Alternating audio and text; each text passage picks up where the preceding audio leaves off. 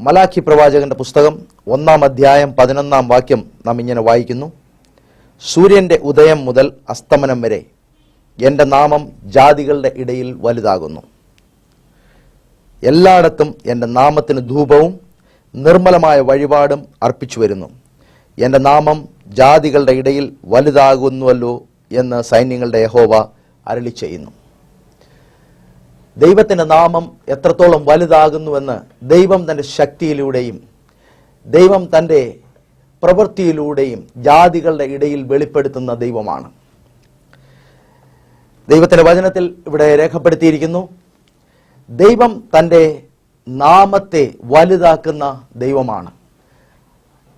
അതിൻ്റെ അർത്ഥം ദൈവത്തെ അറിയാത്തവർ ദൈവത്തെ സ്തുതിക്കുവാൻ തക്കവണ്ണം, ദൈവം മഹാനെന്ന് പറയുവാൻ തക്കവണ്ണം, ദൈവം വലിയ ദൈവമെന്ന് പറയുവാൻ തക്കവണ്ണം ഇടയാക്കുന്ന പ്രവൃത്തി ദൈവം ചെയ്യുമെന്ന് ദൈവം ഇവിടെ അരുളി ചെയ്യുന്നു. സൂര്യൻ്റെ ഉദയം മുതൽ അസ്തമനം വരെ എന്ന് വെച്ചാൽ ദിവസത്തിൻ്റെ എല്ലാ സമയത്തും, ആഴ്ചയുടെ എല്ലാ ദിവസങ്ങളിലും, വർഷത്തിൻ്റെ എല്ലാ മാസങ്ങളിലും, എല്ലാ ദിവസങ്ങളിലും ദൈവം ഒരേപോലെ തൻ്റെ നാമത്തെ വലുതാക്കി പ്രവൃത്തികളെ ചെയ്യുന്ന ദൈവമാണ്. ദൈവത്തിൻ്റെ പ്രവൃത്തികളെ കാണുമ്പോൾ, ദൈവത്തിൻ്റെ ശക്തിയെ കാണുമ്പോൾ ജനം തന്നെത്താൻ ഏൽപ്പിച്ചു കൊടുത്തുകൊണ്ട് ദൈവം വലിയവനെന്ന് പറയുവാൻ തക്കവണ്ണം ഇടയായിത്തീരും. എന്നാൽ ദൈവം എവിടെയാണ് തൻ്റെ നാമം വലുതാക്കുന്നത് എന്ന് നാം ഇവിടെ നോക്കിയാൽ അവിടെ എഴുതിയിരിക്കുന്നത് 2 കാര്യങ്ങളാണ്. ഒന്ന്, എൻ്റെ നാമത്തിന് ധൂപവും, 2, നിർമ്മല വഴിപാടും അർപ്പിക്കുന്നിടത്ത് എൻ്റെ നാമം വലുതായിരിക്കും എന്ന് ദൈവം അരുളി ചെയ്യുന്നു. 2 കാര്യങ്ങളാണ് ദൈവം ഇവിടെ പറയുന്നത്. ഒന്ന്, നിർമ്മലമായ വഴിപാട്. നിർമ്മലമായ വഴിപാട് എന്ന് പറയുന്നത് ദൈവത്തിന് വേണ്ടി സമർപ്പിക്കപ്പെടുന്ന ഒരു വഴിപാടാണ്.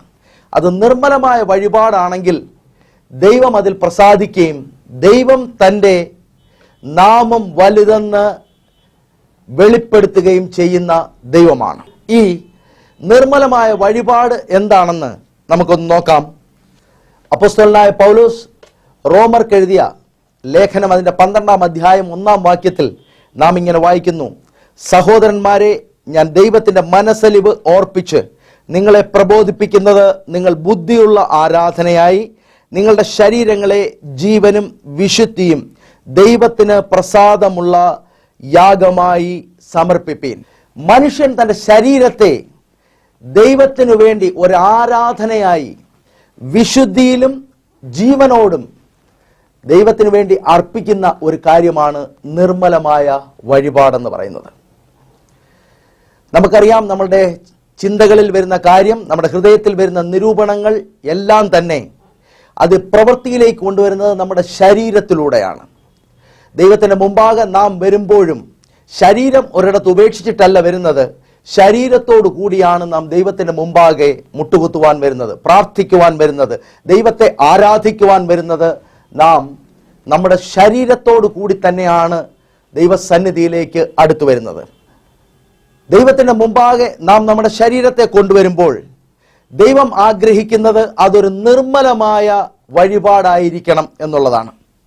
ദൈവം പറയുന്നു, ജീവനും വിശുദ്ധിയും ഉള്ള ഒരു വഴിപാടായിരിക്കണം അത്. ചത്തതിൻ്റെ ഒരു ശവം കൊണ്ടുവന്നല്ല ദൈവത്തിന് വേണ്ടി യാഗം അർപ്പിക്കുന്നത്, എന്നാൽ ജീവനുള്ള ഒന്നിനെയാണ് ദൈവത്തിന് വേണ്ടി യാഗം അർപ്പിക്കുന്നത്.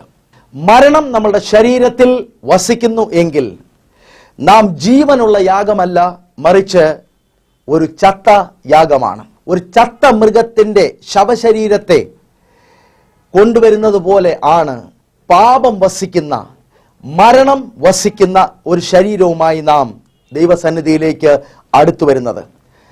യേശു ക്രിസ്തുവിനെ നമ്മളുടെ കർത്താവായും നമ്മളുടെ രക്ഷിതാവായും നാം സ്വീകരിച്ച നിമിഷം നമ്മളുടെ ആത്മാവിൽ സംഭവിച്ച ആ ജീവൻ, നമ്മളുടെ ആത്മാവ് വീണ്ടും ജീവൻ പ്രാപിച്ചത് പോലെ തന്നെ നമ്മളുടെ ശരീരവും വീണ്ടെടുക്കപ്പെടുവാൻ തക്കവണ്ണം ഒരു നിത്യജീവന്റെ അവകാശിയായി നമ്മുടെ ശരീരവും തീരുകയാണ്. വീണ്ടും നാം പാപം ചെയ്യുവാൻ വേണ്ടി നമ്മുടെ ശരീരത്തെ ഏൽപ്പിച്ചു കൊടുത്താൽ പാപത്തിന്റെ ശമ്പളമാകുന്ന മരണം വീണ്ടും നമ്മളുടെ ശരീരത്തിൽ വസിക്കുവാൻ തക്കവണ്ണം ഇടയായിത്തീരും.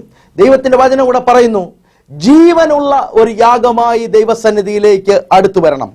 പാപം വസിക്കുന്ന, പാപത്തിന്റെ പ്രവൃത്തികൾ വസിക്കുന്ന ഒരു ശരീരത്തിൽ ജീവനല്ല വസിക്കുന്നത്, അവിടെ മരണമാണ് വസിക്കുന്നത്.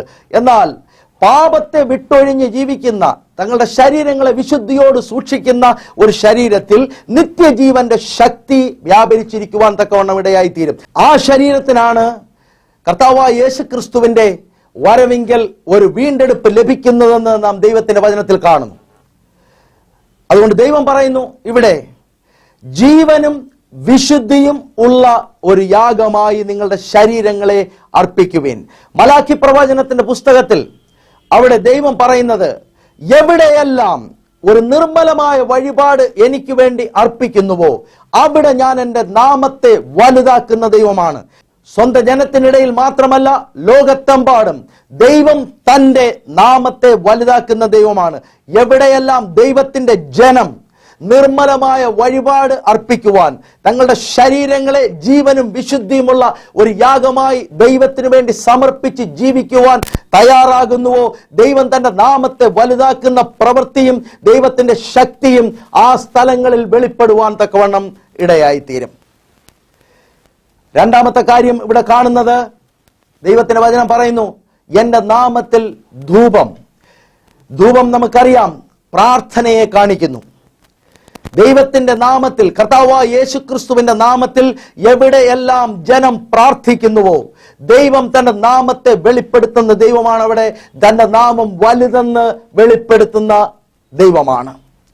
ദൈവം പറയുന്നു, എവിടെയെല്ലാം എന്റെ നാമത്തിൽ പ്രാർത്ഥിക്കുന്നുവോ, എവിടെയെല്ലാം ജനം തങ്ങളുടെ ശരീരങ്ങളെ ജീവനും വിശുദ്ധിയുമുള്ള യാഗമായി നിർമ്മലമായ വഴിപാടായി ദൈവത്തിനു വേണ്ടി അർപ്പിക്കുന്നുവോ അവിടെ ഞാൻ എൻ്റെ നാമത്തെ വലുതാക്കി കാണിക്കുന്ന ദൈവമാണ്. ഞാൻ എൻ്റെ നാമത്തിന് എന്തുമാത്രം മഹത്വമുണ്ടെന്ന് അവിടെ പ്രദർശിപ്പിക്കുന്ന ദൈവമാണ്. തൻ്റെ പ്രവൃത്തിയിലൂടെ, തൻ്റെ ശക്തിയിലൂടെ ദൈവം തൻ്റെ നാമം വലുതെന്ന് താൻ പ്രദർശിപ്പിക്കുന്ന ദൈവമാണ്. എങ്ങനെയാണ് നാം പ്രാർത്ഥിക്കേണ്ടത്? തീർച്ചയായും നമ്മളുടെ ജീവിതത്തിൽ നമ്മളുടെ ആവശ്യങ്ങൾക്ക് വേണ്ടി നാം പ്രാർത്ഥിക്കാറുണ്ട്. അതിനായി സ്തോത്രം. പ്രാർത്ഥിച്ചുകൊണ്ടിരിക്കുക. ദൈവം പ്രാർത്ഥന കേൾക്കുന്ന ദൈവമാണ്. ദൈവം അതിന് ഉത്തരമരുളുന്ന ദൈവമാണ്. അപ്പോസ്തല പ്രവൃത്തികൾ അതിൻ്റെ 10-ാം അധ്യായത്തിൽ നാം ഇങ്ങനെ കാണുന്നു. അവിടെ കർത്താവിൻ്റെ ശിഷ്യനായിരുന്ന പത്രോസ്, പരിശുദ്ധാത്മാവ് തന്റെ മേൽ വന്നതിന് ശേഷം തന്നെ ദൈവം എവിടെയെല്ലാം അയച്ചുവോ അവിടെയെല്ലാം പോയി ദൈവത്തിന്റെ വചനം പ്രസംഗിക്കുകയും അനേകരെ ദൈവത്തിന്റെ ഈ സത്യത്തിലേക്ക് വഴി നടത്തിക്കൊണ്ടിരിക്കുകയും ചെയ്യുന്ന സമയത്ത്, അപ്പോസ്തല പ്രവൃത്തികൾ 10-ാം അധ്യായം അതിന്റെ 1-ാം വാക്യത്തിൽ നാം ഇങ്ങനെ വായിക്കുന്നു, കൈസരിയിൽ ഇത്താലിക എന്ന പട്ടാളത്തിൽ കൊർന്നല്യോസ് എന്നു പേരുള്ള ഒരു ശതാധിപൻ ഉണ്ടായിരുന്നു. അവൻ ഭക്തനും തന്റെ സകല ഗ്രഹത്തോടും കൂടെ ദൈവത്തെ ഭയപ്പെടുന്നവനുമായി ജനത്തിന് വളരെ ധർമ്മം കൊടുത്തും എപ്പോഴും ദൈവത്തോട് പ്രാർത്ഥിച്ചും പോന്നു. എപ്പോഴും ദൈവത്തോട് പ്രാർത്ഥിക്കുന്ന അന്യജാതിക്കാരനായ ഒരു കൊർന്നല്യോസിനെ നാം ഇവിടെ കാണുന്നു. യഹൂദ മതത്തിൽ ഉള്ളവനല്ല ഈ കൊർന്നല്യോസ്. യഹൂദ മതത്തിൽ ഉള്ളവനല്ലാത്ത ഈ കൊർന്നല്യോസിന് ദൈവത്തെ ഭയപ്പെടുന്ന സ്വഭാവമുണ്ടായിരുന്നു. തൻ്റെ കുടുംബത്തോടുകൂടെ ദൈവത്തെ ഭയപ്പെടുകയും നിരന്തരം പ്രാർത്ഥിക്കുകയും ചെയ്യുന്ന ഒരു സ്വഭാവം ഈ കൊർന്നല്യോസിൽ ഉണ്ടായിരുന്നു. അങ്ങനെ പ്രാർത്ഥിച്ചു കൊണ്ടിരിക്കുമ്പോൾ ദൈവത്തിന്റെ ദൂതൻ തനിക്ക് പ്രത്യക്ഷനായി പത്രോസിനെ തന്റെ വീട്ടിലേക്ക് വിളിച്ചു വരുത്തുവാൻ ആവശ്യപ്പെടുകയും അതിനനുസരിച്ച് കൊർന്നല്യോസ് തന്റെ ഭടന്മാരെ വിട്ട് പത്രോസിനെ തന്റെ ഭവനത്തിലേക്ക് ക്ഷണിക്കുകയും ചെയ്തു. അങ്ങനെ പത്രോസ് അവരുടെ ക്ഷണം സ്വീകരിച്ച് കൊർന്നല്യോസിന്റെ ഭവനത്തിലേക്ക് വരുവാൻ തക്കവണ്ണം ഇടയായി. എന്നാൽ അതേസമയം തന്നെ നാം കാണുന്നു, കൊർന്നല്യോസ് അയച്ചിരിക്കുന്ന ഭടന്മാർ പത്രോസിനടുത്ത് എത്തുന്നതിന് മുമ്പ് അന്യജാതിക്കാരനാകൊണ്ട് അവന്റെ വീട്ടിലേക്ക് പോകുവാൻ തടസ്സമൊന്നും പറയാതിരിക്കാൻ വേണ്ടി ദൈവം തന്നെ ഒരു വെളിപ്പാട്, ദൈവം തന്നെ ഒരു ദർശനം പത്രോസിന് കൊടുത്തു.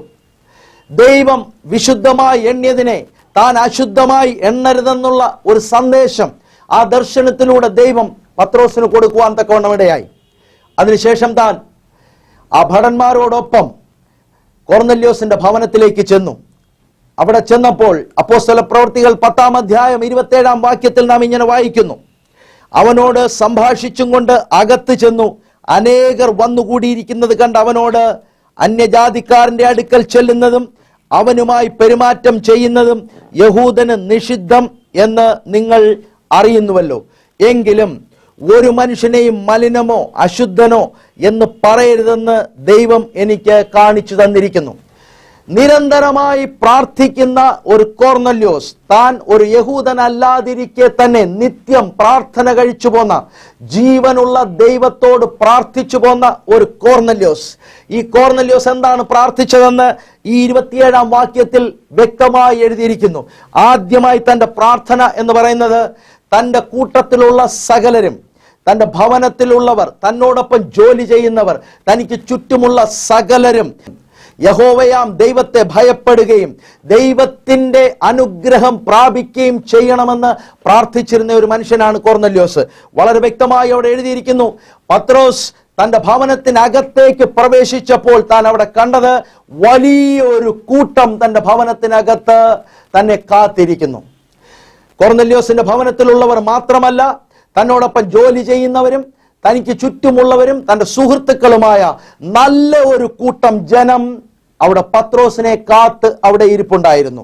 കൊർന്നല്യോസിന് വേണമെങ്കിൽ ഇങ്ങനെ ചിന്തിക്കാമായിരുന്നു, ദൈവം എന്നോട് അരുളി ചെയ്തു പത്രോസിനെ വിളിക്കുവാൻ. പത്രോസ് എൻ്റെ വീട്ടിലേക്ക് വന്നാൽ ദൈവം എൻ്റെ ജീവിതത്തിൽ ചെയ്യുന്നത് എന്താണെന്ന് വെച്ചാൽ അത് എൻ്റെ ജീവിതത്തിൽ എനിക്ക് പ്രാപിക്കണം എന്ന് തനിക്ക് ആഗ്രഹിക്കാമായിരുന്നു, അതിനനുസരിച്ച് പ്രവർത്തിക്കാമായിരുന്നു. എന്നാൽ മറ്റൊരു രീതിയിൽ കൊർന്നല്യോസ് ഇവിടെ ചിന്തിക്കുവാൻ തക്കവണ്ണം ഇടയായി. കൊർന്നല്യോസ് ചിന്തിച്ചത്, ദൈവം അങ്ങനെ ഒരു അനുഗ്രഹം എൻ്റെ ഭവനത്തിനുള്ളിലേക്ക് അയക്കുന്നുവെങ്കിൽ, എൻ്റെ ജീവിതത്തിലേക്ക് അയക്കുന്നുവെങ്കിൽ അത് എനിക്ക് മാത്രമല്ല, എനിക്ക് ചുറ്റുമുള്ളവരും എൻ്റെ സുഹൃത്തുക്കളും സകലരും അത് പ്രാപിച്ചിരിക്കണം. അതുകൊണ്ട് ദൈവത്തോട് താൻ പ്രാർത്ഥിച്ചു കൊണ്ടിരുന്നപ്പോൾ കേവലം തനിക്ക് വേണ്ടി മാത്രമല്ല, തൻ്റെ സുഹൃത്തുക്കൾക്ക് വേണ്ടിയും തൻ്റെ കുടുംബത്തിലുള്ള സകല അംഗങ്ങൾക്ക് വേണ്ടിയും തനിക്ക് ചുറ്റും ജോലി ചെയ്യുന്നവർക്ക് വേണ്ടി സകലർക്കും വേണ്ടി പ്രാർത്ഥിക്കുന്ന സ്വഭാവം കൊർന്നല്യോസിനുണ്ടായിരുന്നു. അതുകൊണ്ടാണ് കൊർന്നല്യോസ് പത്രോസിന്റെ വരവിങ്കൽ അവരെ എല്ലാം കൂട്ടി അവിടെ ഇരുത്തിയത്. ദൈവത്തിന്റെ ജനമേ, ദൈവം ആഗ്രഹിക്കുന്ന പ്രാർത്ഥന നമുക്ക് വേണ്ടി മാത്രമല്ല, നമുക്ക് ചുറ്റുമുള്ള സകലർക്കും വേണ്ടി, നമ്മളുടെ കുടുംബത്തിനു വേണ്ടി, നമ്മളുടെ ദേശത്തിനു വേണ്ടി, സകലർക്കും വേണ്ടി നാം പ്രാർത്ഥിക്കണം എന്ന് ദൈവത്തിന്റെ ആത്മാവ് ആഗ്രഹിക്കുന്നു. കർത്താവായ യേശു ക്രിസ്തു ഈ ഭൂമിയിലേക്ക് വന്നത് കുറച്ചുപേരെ മാത്രം രക്ഷ നൽകി നിത്യജീവങ്കിലേക്ക് കൊണ്ടുപോകുവാനല്ല. കർത്താവായ യേശു ക്രിസ്തു ഈ ഭൂമിയിലേക്ക് വന്നത് ഈ ഭൂമിയിലുള്ള സകലരും രക്ഷ പ്രാപിക്കുവാൻ വേണ്ടിയിട്ടാണ്. ദൈവത്തിന്റെ വചനം പറയുന്നു, ദൈവം തന്റെ പുത്രനെ നൽകുവാൻ തക്കവണ്ണം ലോകത്തെ സ്നേഹിച്ചു, ലോകത്തിലുള്ള സകലരെയും സ്നേഹിച്ചു. അങ്ങനെയെങ്കിൽ ദൈവത്തിന്റെ ജനം ഇന്ന് മനസ്സിലാക്കേണ്ടുന്ന ഒരു കാര്യം, നാം പ്രാർത്ഥിക്കുമ്പോൾ കേവലം നമ്മളുടെ ആവശ്യങ്ങൾക്ക് വേണ്ടി മാത്രമല്ല, നമ്മളുടെ കുടുംബത്തിന് വേണ്ടി മാത്രമല്ല, നമുക്ക് ചുറ്റുമുള്ളവർക്ക് വേണ്ടി മാത്രമല്ല, നമുക്ക് ദേശത്തിലുള്ളവർക്ക്, പാപികളായിരിക്കുന്ന സകലർക്കും വേണ്ടി നാം പ്രാർത്ഥിക്കേണ്ടത് ആവശ്യമെന്ന് ദൈവത്തിന്റെ വചനം നമ്മെ പഠിപ്പിക്കുന്നു. നാം പ്രാർത്ഥിക്കുവാനിരിക്കുമ്പോൾ 2 മിനിറ്റ് നേരത്തെ ഒരു പ്രാർത്ഥനയായാലും കർത്താവേ പാപികളെ രക്ഷിക്കണമേ എന്ന് പറയാതെ നാം ആ പ്രാർത്ഥന അവസാനിപ്പിക്കരുത്. നമ്മളുടെ എല്ലാ പ്രാർത്ഥനയിലും ദൈവത്തിന്റെ കൃപ ദേശത്തിനു മേൽ വരുവാൻ, ദൈവത്തിന്റെ കൃപ കർത്താവിനെ അറിഞ്ഞിട്ടില്ലാത്തവരുടെ മേൽ വരുവാൻ, ദൈവം അവരെ രക്ഷിക്കുവാൻ, രക്ഷയുടെ സന്തോഷം അവർക്കും പകരുവാൻ വേണ്ടി എല്ലാ ദിവസവും എപ്പോഴും നാം പ്രാർത്ഥിക്കുമ്പോൾ ആ ഒരു കാര്യം നമ്മളുടെ പ്രാർത്ഥനയിൽ ഉണ്ടായിരിക്കണം എന്ന് ദൈവം നമ്മളെ കുറിച്ച് ആഗ്രഹിക്കുന്നു. കൊർന്നല്യോസ് അങ്ങനെ പ്രാർത്ഥിക്കുന്ന ഒരു മനുഷ്യനായിരുന്നു. അതുകൊണ്ടാണ് പത്രോസ് തന്റെ ഭവനത്തിലേക്ക് വന്നപ്പോൾ പത്രോസിനെ താൻ അറിയില്ല, പത്രോസ് എന്താണ് അവിടെ പറയാൻ പോകുന്നതെന്ന് അറിയില്ല. എന്നാൽ ഒരു കാര്യം തനിക്കറിയാമായിരുന്നു, ദൈവദൂതനാണ് എനിക്ക് പ്രത്യക്ഷപ്പെട്ടിരിക്കുന്നത്. അതുകൊണ്ട് സകലത്തിന്റെ ഉടമസ്ഥനായ ദൈവത്തിൽ നിന്ന് ഒരു കാര്യം ഞാൻ പ്രാപിക്കാൻ പോകുകയാണ്. ആ കാര്യം പ്രാപിക്കുമ്പോൾ ഞാൻ മാത്രമല്ല, എൻ്റെ കുടുംബം മാത്രമല്ല, എൻ്റെ വീട്ടിനകത്ത് ഉള്ള സ്ഥലം മുഴുവൻ ഇരിക്കുവാൻ തക്കവണ്ണം ആള് അവിടെ ഉണ്ടായിരിക്കണം. അതുകൊണ്ട് സകലരെയും താൻ ക്ഷണിക്കുവാൻ തക്കവണ്ണം ഇടയായി. നാം സ്നേഹിക്കുന്നുവെങ്കിൽ തീർച്ചയായും നാം മറ്റുള്ളവരെയും ക്ഷണിക്കുവാൻ തക്കവണ്ണം ഇടയായിത്തീരും. ഇങ്ങനെ ഒരു സംഭവം കേട്ടിട്ടുണ്ട്. ഒരു അപ്പാർട്ട്മെന്റിൽ ഒരേ ഫ്ലോറിൽ താമസിച്ചിരുന്ന 2 കുടുംബങ്ങൾ. ഒന്ന് ഒരു വിശ്വാസി കുടുംബമായിരുന്നു. അതുകൊണ്ട് എല്ലാ ഞായറാഴ്ചയും രാവിലെ ഈ വിശ്വാസി കുടുംബം ബൈബിളും എടുത്തുകൊണ്ട് ആരാധനയ്ക്ക് പോകുവാൻ വേണ്ടി കതക് പൂട്ടി പുറത്തേക്ക് ഇറങ്ങുമ്പോൾ മറുവശത്ത് നിന്ന് മറ്റേ കുടുംബത്തിലുള്ള കുടുംബനാഥൻ ക്രിക്കറ്റ് കളിക്കുവാനായി ക്രിക്കറ്റിന്റെ ബാറ്റുമായി എല്ലാ ദിവസവും പുറത്തേക്ക് ഇറങ്ങും. പല നാളുകൾ ഇവർ തമ്മിൽ കണ്ടു. കാണുമ്പോഴെല്ലാം ഈ ക്രിക്കറ്റ് കളിക്കുവാൻ പോകുന്ന ആ മനുഷ്യൻ വിശ്വാസി കുടുംബത്തിലുള്ളവരോട് പറയും, വാ ഇന്ന് നമുക്ക് ക്രിക്കറ്റ് കളിക്കാം. അപ്പോൾ ആ കുടുംബനാഥൻ പറയും, ഇല്ല, ഞങ്ങൾ ആരാധനയ്ക്കായി പോവുകയാണ്, അതുകൊണ്ട് ഞങ്ങൾക്ക് ക്രിക്കറ്റ് കളിക്കുവാനായി വരുവാൻ പറ്റില്ല. അങ്ങനെ കുറെ നാളുകൾ പോയിക്കൊണ്ടിരുന്നു. ഒരു ഞായറാഴ്ച അവർ രണ്ടുപേരും ഇതുപോലെ കതകു തുറന്ന് പുറത്തേക്ക് ഇറങ്ങിയപ്പോൾ ഈ മനുഷ്യൻ അവിശ്വാസിയോട് ചോദിച്ചു, സുഹൃത്തെ, കഴിഞ്ഞ അനേകം മാസങ്ങളായി നമ്മൾ തമ്മിൽ കാണുന്നു. എല്ലാ ഞായറാഴ്ചയും താങ്കൾ ആരാധനയ്ക്ക് പോകുന്നു, ഞാൻ ക്രിക്കറ്റ് കളിക്കാൻ പോകുന്നു. എല്ലാ പ്രാവശ്യവും ഞാൻ താങ്കളെ ക്രിക്കറ്റ് കളിക്കുവാനായി ക്ഷണിച്ചു. എന്നാൽ താങ്കൾ ഒരു പ്രാവശ്യം പോലും എന്നെ ആരാധനയ്ക്കായി ക്ഷണിച്ചില്ല. എന്താ, നിങ്ങൾ ആരാധനയ്ക്ക് പോകുന്ന സ്ഥലത്ത് എനിക്ക് വരാൻ പാടില്ലാത്ത സ്ഥലമാണോ? പ്രിയപ്പെട്ടവരെ, നമ്മളുടെ തൊട്ടടുത്ത് താമസിക്കുന്നവരെ കുറിച്ച്, അവരുടെ ജീവിതത്തിൽ അവർ ദൈവകൃപ അനുഭവിക്കുന്നുണ്ടോ? അവർ കർത്താവായ യേശുക്രിസ്തുവിന്റെ രക്ഷയുടെ സന്തോഷം അനുഭവിക്കുന്നുണ്ടോ എന്ന് നാം പരിശോധിക്കാറുണ്ടോ? ദൈവം ഈ രക്ഷയുടെ സന്ദേശം നമ്മളുടെ കൈകളിൽ തന്നിരിക്കുന്നുവെങ്കിൽ ദൈവം ആഗ്രഹിക്കുന്നത് ഇത് നമ്മളിൽ തന്നെ വെച്ചിരിക്കുവാനല്ല, അനേകരിലേക്ക് പകരുവാൻ തക്കവണ്ണം ദൈവം ആഗ്രഹിക്കുന്നു.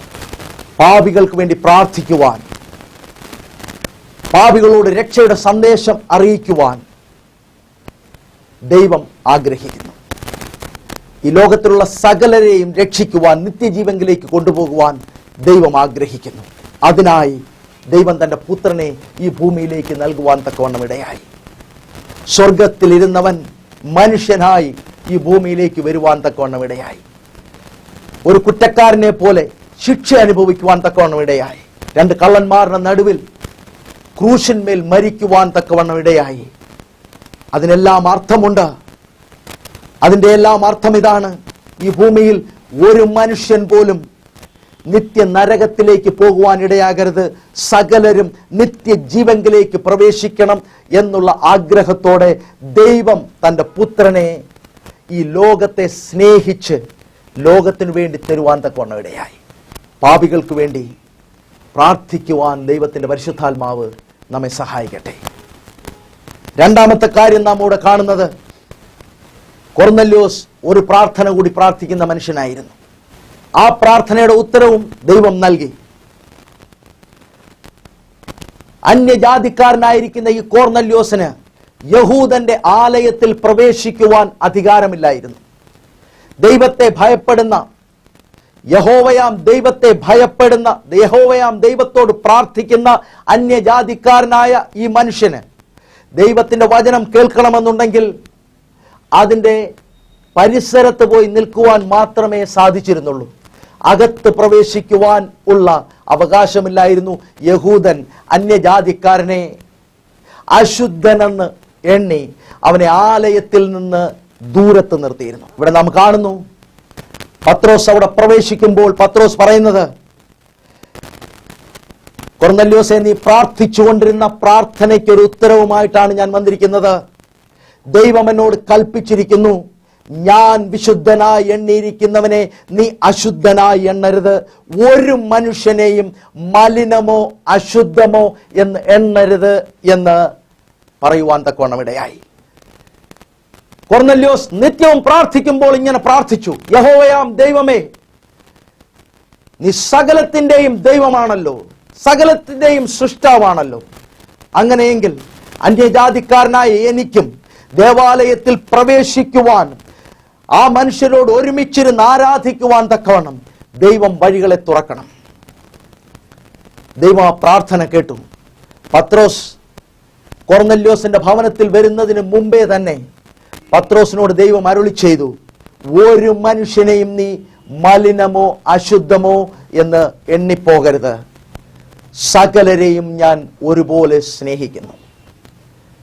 പ്രിയപ്പെട്ടവരെ, ഇന്ന് ഉയർന്നവരെന്നും താഴ്ന്നവരെന്നും സമൂഹത്തിൽ വലിയവരെന്നും ചെറിയവരെന്നും വിദ്യാഭ്യാസം ഉള്ളവരെന്നും ഇല്ലാത്തവരെന്നും ധനികരെന്നും ദരിദ്രരെന്നും സ്ത്രീയെന്നും പുരുഷനെന്നും ഒക്കെ ഉള്ള വിവേചനം നിലനിൽക്കുന്ന ഈ ലോകത്തിൽ നാം പ്രാർത്ഥിക്കുമ്പോൾ മനുഷ്യനെ മനുഷ്യനായി കാണുവാൻ ദൈവത്തിന്റെ കൃപ സകലരും ഒരുപോലെ അനുഭവിക്കുവാൻ തക്കവണ്ണം ദൈവം ഇടയാക്കുവാൻ വേണ്ടി ദൈവത്തിന്റെ ജനം പ്രാർത്ഥിക്കണമെന്ന് ദൈവത്തിന്റെ ആത്മാവ് അരുളി ചെയ്യുന്നു.